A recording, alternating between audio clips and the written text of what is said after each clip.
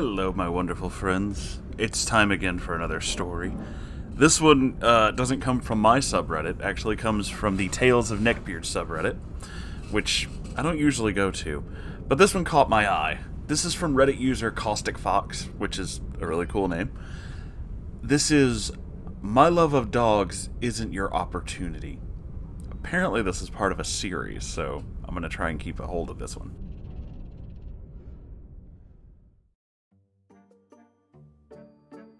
Apologies for spelling and formatting. Mobile. Warning, this involves manipulation of a sexual manner. Oh boy.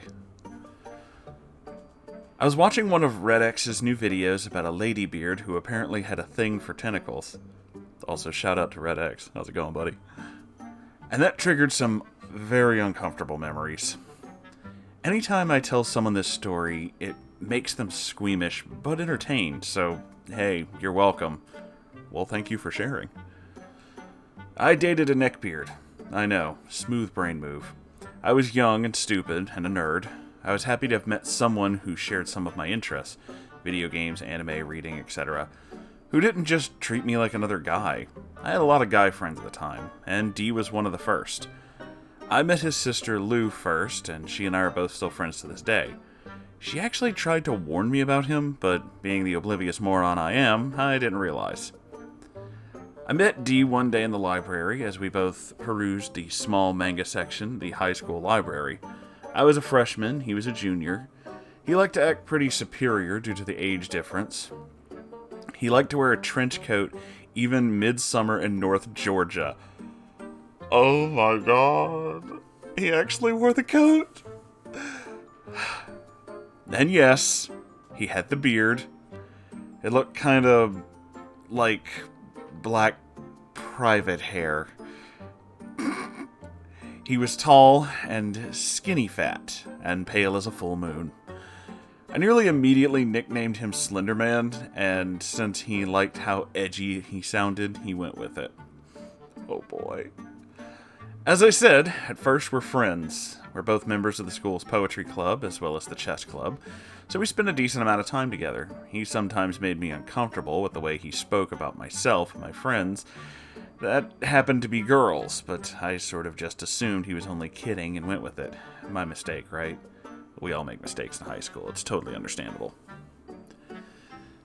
He asked me out about 4 months into knowing him. I didn't really date at that point. It wasn't like I wasn't allowed to or anything. I'm demisexual. At the time, I had no idea what that was, and was starting to think there was something wrong with me for not finding anyone interesting. So, I went with it. I made it clear beforehand that I didn't have any feelings for him, but that I was willing to give it a shot. He was eager and seemed to understand, even when I asked that we keep it, well, not really a secret, but kind of on the down low until we've had a few dates. I didn't want to feel pressured by what people thought about it. He agreed easily, and the next day, everyone knew, much to my frustration. Oh, what a classy gentleman. D, or Slendy if you prefer, took me to his junior homecoming dance. We both dressed up, and his idea of looking nice did, in fact, include a fedora. At the time, at least in my neck of the woods, that wasn't a well-known warning sign. I wish it had been, so I knew to run. Our school had a policy that freshmen couldn't go unless they were the date of an upperclassman, so I didn't know a lot of people there when we went. One of my friends, M, was there with her date, and I wound up hanging in the corner with her and her date for the majority of the night while D chilled at the snack table. He put away way more food than I thought humanly possible for someone who resembled a twig. When I asked him about it, he said that free food was free food and he didn't want it to go to waste. Did I mention his table manners were nearly non-existent? Talking with his mouth full, getting food all over the wrinkled dark red dress shirt he wore to match my dress, making these weird little grunting noises while he ate. I'm sure you're starting to understand why I opted to hang out with him instead. Yeah, I think it's getting pretty clear. That night, he tried to take me back to his place. I was beyond not okay with that. And when he tried complaining, I told him that I'm not interested in anything sexual right now, and that if he had a problem with that, I could call my mother to come pick me up. He was terrified of my mother and decided to relent, but from that point on, he was always attempting to touch me in places that I didn't like. He would come up from behind me and literally grind against my ass. Ew. And he would be, hard. Oh, dude, what the fuck? The first time, I nearly beat the living shit out of him for it. You should have. I condone that. I did get a slap in, and I told him if he ever pulled that crap again, we were done. That was when the manipulation began. As I said, I told him before I agreed to date him about how I'm not that interested. I told him I've never been attracted to anyone before, and I wasn't sure I ever would be.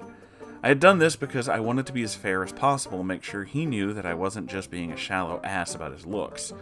Apparently, this was a mistake because he began using this against me, telling me I wasn't being a very good girlfriend, and that he knew that it was just because I thought he looked gross. What a dick.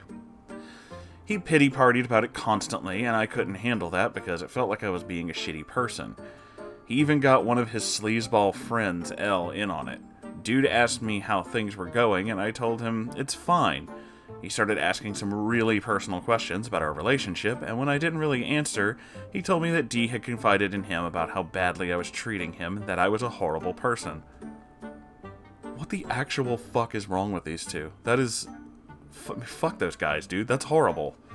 Holy shit. About 2 weeks after the incident with his friend, and after constantly being made to feel like I'm doing something wrong by not letting a guy I'd straight up said I didn't actually want to see that way, D came over while my parents were gone. I remember being super confused because he admitted he'd come over specifically because they weren't there, and I knew I hadn't told him I was home alone. Uh-oh. Oh no. I had a rule about not letting him in my bedroom because I'd been pretty sure I'd caught him going through my clothes drawer at one point. So we're sitting in the living room when he made his move. I protested, but he started up again about how we'd been dating for 3 months at this point, and I was nothing but a shallow tease that was using him to see if I could even feel something. What a fucking douche. He called me an ice queen with a frozen heart. Fucking really? Holy shit, this man. I relented. I let him touch me and ended up going down on him that night. I was uncomfortable the entire time, especially when he decided to, I'm trying to think of a way to describe this and leave some dignity intact.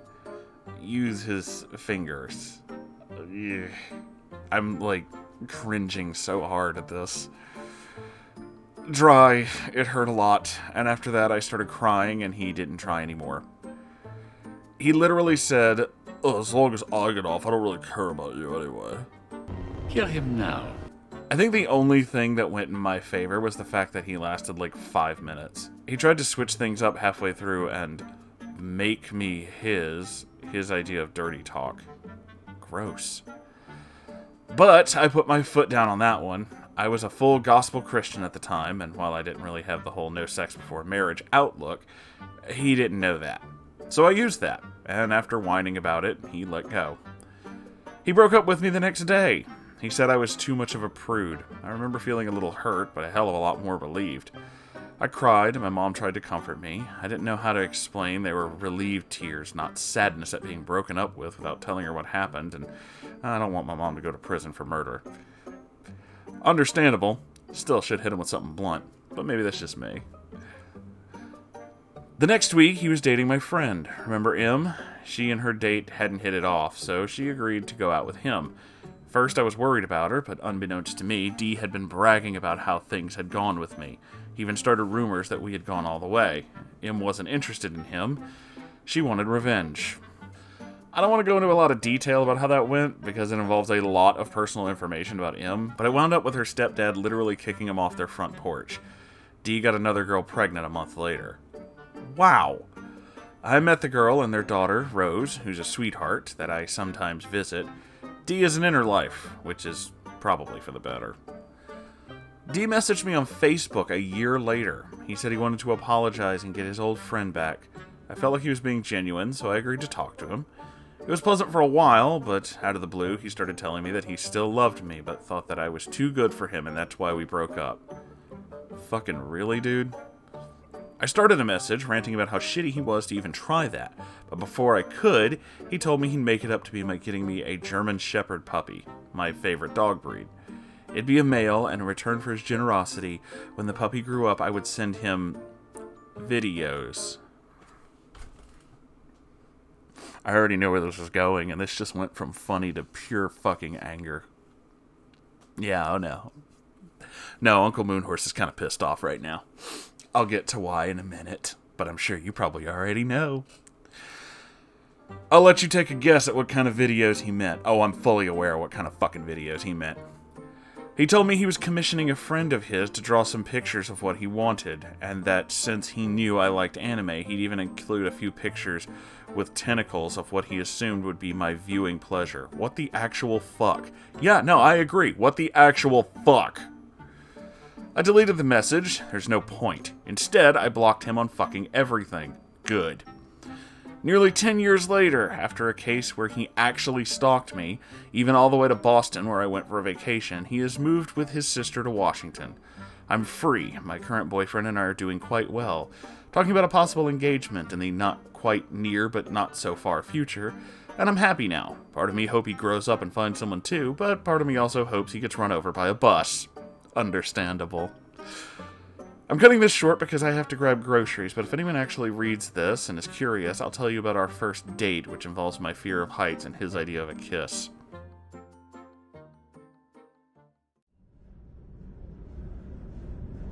So as I said going into this, I am well aware that Caustic Fox has actually written a few more stories, and I do plan on reading those. I'll try to make sure that these are linked together somehow so you guys can understand what it is we're looking at, but let's go into this guy. Let's go into this fucking disgusting creature. See, one of the other things that your favorite Uncle Moonhorse likes to do is peruse the horrible parts of the internet. If you've watched my streams, you're well aware of some of the terrible things I know. It's not just neckbeard stories, you guys. I know a lot of shit that I probably shouldn't. I'd probably live a lot longer. The thing is, though, this guy, this is not the first time I've heard of this particular horrible thing. Yeah, he's what we in the internet area like to refer to as a zoophile. The kind of person who really thinks that it's super, super interesting, and I use interesting in a very fucking loose way, that people would do horrible sexual acts with literal animals. He's what I, your favorite uncle, likes to refer to as a fucking disgusting degenerate. I absolutely loathe those people. And when a bunch of them got arrested after the zoo sadism leaks, yes, I'm aware of those. Honestly, it brings joy to my heart that they went to prison. Not enough of them did, sadly, and one of them's trying to restart a YouTube channel. Yeah, I know about him too, and fuck him.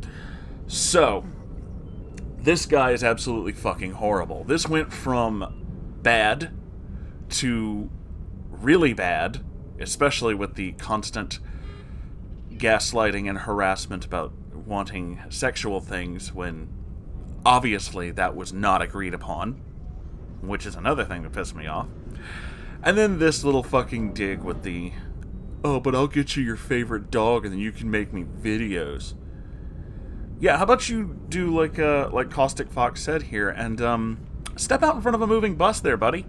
You absolute fucking monster. You unbelievable, disgusting degenerate. You abject piece of fucking filth. Did I mention how much I really fucking hate that? Because it is kind of a thing. No, this was fucking unbelievable, and I cannot fathom that that fucking asshole would ever say that. Like, it's just unbelievably horrible. I don't know if you'll ever hear this video, Caustic Fox, but if you do, I am so fucking sorry that you had to put up with this dude. I am so fucking sorry that he was this level of a fucking monster.